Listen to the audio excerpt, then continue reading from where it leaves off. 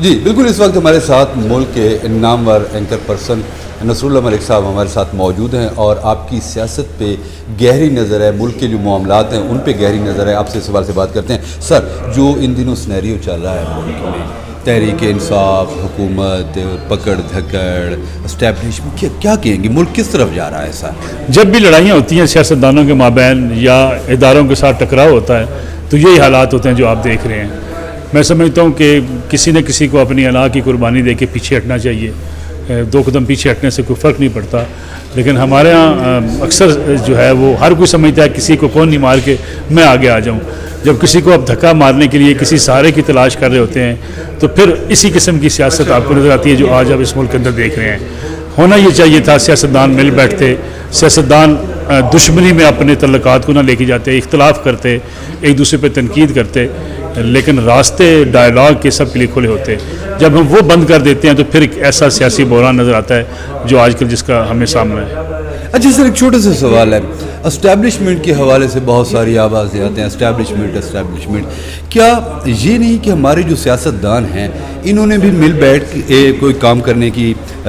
جرأت نہیں کی، کوشش نہیں کی؟ جیسا کہ اگر ہم عمران خان کی بات کریں، کے پی میں بھی ان کی حکومت تھی، پنجاب میں بھی ان کی حکومت سے وفاق سے ٹھیک ہے ان کو نکال دیا گیا تھا، تو کیا سیاستدانوں کے ساتھ مل کر یہ کانٹا نکال دیا جاتا اسٹیبلشمنٹ والا، کوئی قوانین بنا دیے جاتے تو ملک بہتری کی طرف نہیں جا سکتا تھا؟ دیکھیں، میں سمجھتا ہوں کہ اسٹیبلشمنٹ کو بھی ہمارے سیاستدان پکارتے ہیں، اسٹیبلشمنٹ کی بے شمار غلطیاں ہیں، مداخلت بہت سی جگہوں پہ نہیں ہونی چاہیے، اس میں کوئی شک نہیں ہے،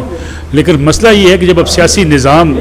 جس کے اندر رہ کے سیاستدان آگے بڑھتا ہے، اب اسی کو توڑ دیں گے تو آپ کو مشکلات کا سامنا کرنا پڑے گا۔ میں اس حوالے سے میرا موقف ہمیشہ سے رہا ہے، عمران خان صاحب کے خلاف عدم اعتماد کی تحریک ہوئی تھی، وہ اپوزیشن کے بینچز پر بیٹھتے، بہترین اپوزیشن لیڈر بنتے، واپس اقتدار میں آتے، یہی جمہوری رویے ہوتے ہیں۔ آپ جمہوری رویے سے آگے بڑھیں تو پھر آپ کو کوئی مائنس نہیں کر سکتا، نہ آپ کو کوئی راستہ روک سکتا ہے۔ سیاستدان کی جو پلیٹ فارم ہے وہ پارلیمنٹ ہے، سیاستدان کا جو پلیٹ فارم ہے اس کی سیاسی جماعت ہے۔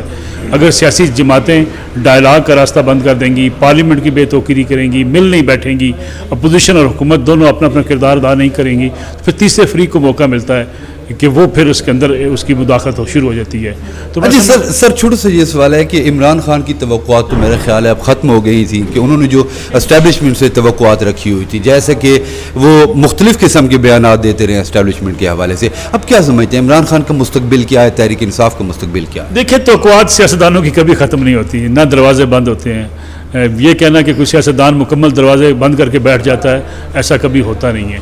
تو آج جو حالات ہیں شاید کل نہ ہوں، اور آنے والے دنوں میں حالات بدل جائیں، سیاسی جماعتیں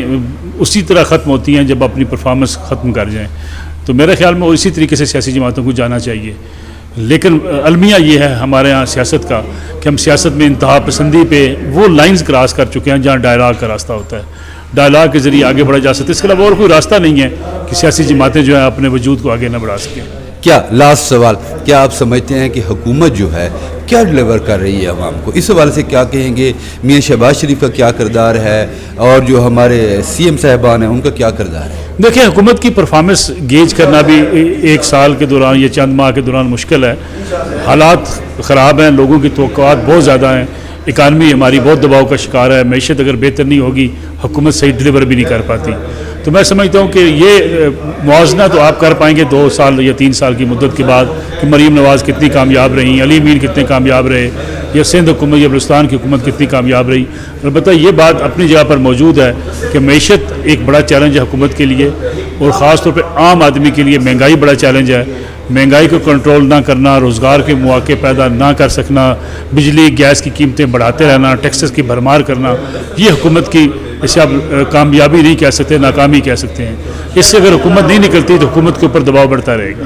جی بالکل، جیسا کہ آپ نے نصر اللہ ملک صاحب کی بات سنی کہ اگر حکومت جو ہے معیشت کو بہتر نہیں کر سکتی تو یقینی بات ہے ملک سے یہ حکومت سے یہ ملک چلانا جو مشکل ہو گیا۔ جی